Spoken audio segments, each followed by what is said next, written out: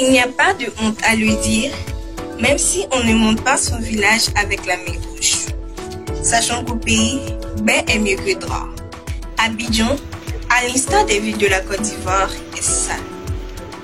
Les caniveaux bouchés par des sachets et bouteilles, les ordures étalées le long des voiries, les eaux des égouts, dans les rues et couloirs des quartiers. Voilà là le champ musique d'une ville insalubre. Il est vrai que la Côte d'Ivoire est en marche pour l'émergence. Mais que faire une nation développée avec des villes sales?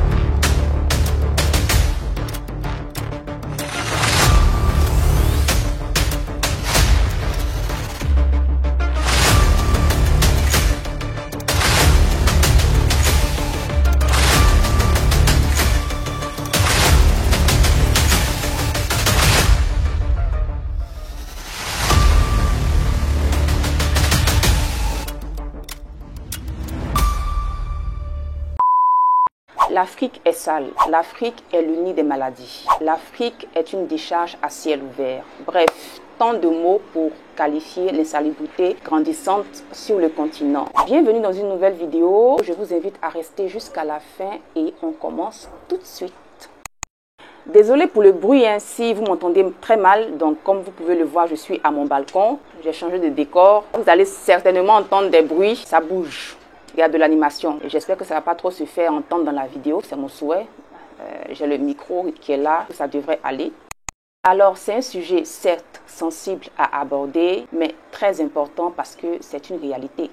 L'Afrique est sale. En 2024, elle a généré 350 millions de tonnes en déchets. C'est grave. Et je ne parle pas seulement de l'Afrique subsaharienne. L'Afrique du Nord est également incluse parce que les Maghrébins, quand ça les arrange, ils sont africains. Quand ça ne les arrange pas, ils sont européens. Alors que tu mets un Maghrébin et un Européen côte à côte, mais ça n'a rien à voir.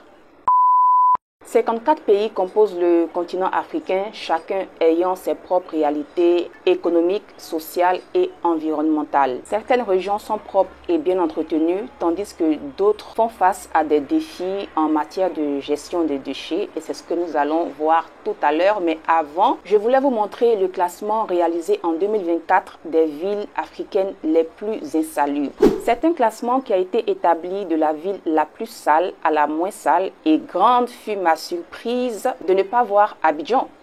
Je me suis demandé si c'était une erreur, un oubli ou si tout simplement Abidjan est moins sale que toutes ces villes en question. Les questions qu'on se pose, c'est de savoir qu'est-ce qui a provoqué ça, pourquoi on en est là aujourd'hui. Déjà, il faut savoir que l'urbanisation rapide dans certaines villes d'Afrique a entraîné une croissance démographique incontrôlée. Donc, qui dit augmentation de la population, dit augmentation des déchets, dit consommation anarchique, dit dégradation et pollution de l'environnement. Ensuite, il y a la mentalité. C'est le plus gros problème. La mentalité africaine.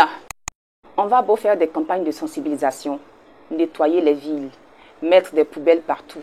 Il y aura des gens qui vont quand même jeter les ordures à terre. Bon, avec ce genre de comportement-là, comment vous voulez qu'on qualifie l'Africain? Comment vous voulez que l'Africain soit vu? On n'a pas besoin d'aller à l'école ou de faire de grandes études pour prendre soin de son environnement. Certains diront que oui, les quartiers résidentiels sont propres parce qu'il y a des riches et les quartiers précaires sont plus sales parce qu'il y a des pauvres et donc les gens n'ont pas les moyens.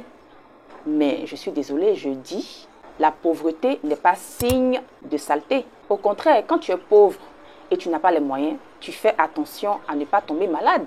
Donc tu prends soin de ton environnement. Faire des campagnes, investir beaucoup d'argent dans la lutte contre l'insalubrité, c'est bien. Mais si la mentalité ne suit pas, c'est zéro. Quand vous allez dans les pays européens, c'est propre, c'est beau. Mais pourquoi vous ne voulez pas faire pareil chez vous?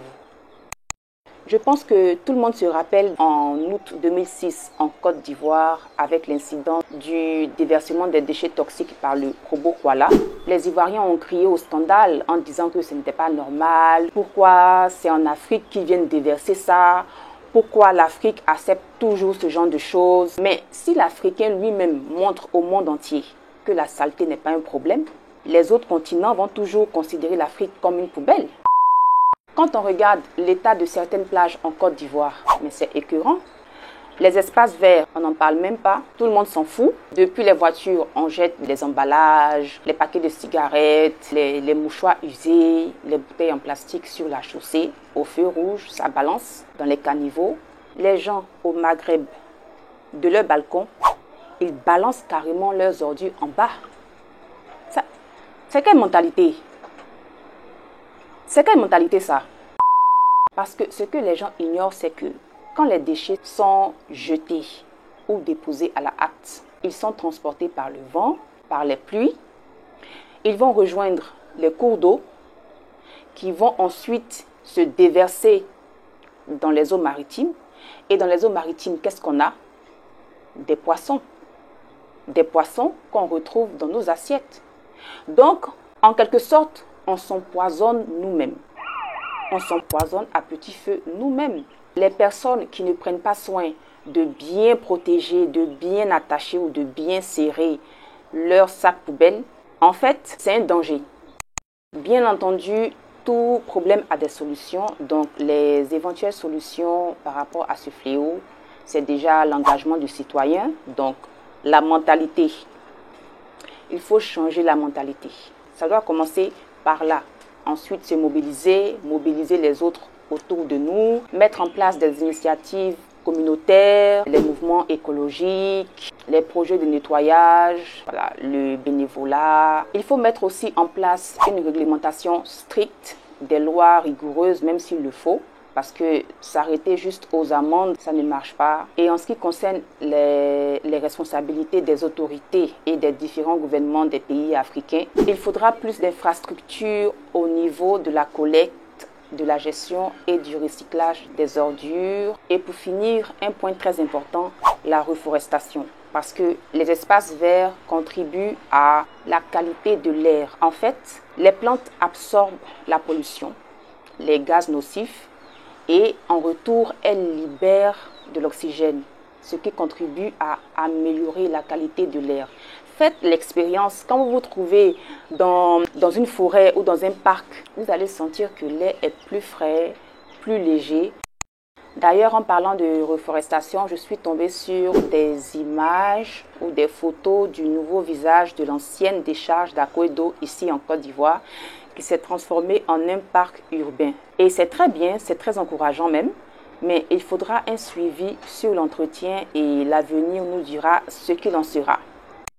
Ça sera tout pour cette vidéo du coup. Que pensez-vous de tout ce qui a été dit? J'attends évidemment vos différents avis en commentaire. C'est gratuit, ça ne vous coûte rien. Et aussi, je vous avais demandé lors de ma dernière vidéo, oui c'est ça, lors de ma dernière vidéo, de me proposer des contenus, les contenus que vous aimeriez que je fasse le plus en 2025, de nouveaux concepts que vous aimeriez que je fasse et tout.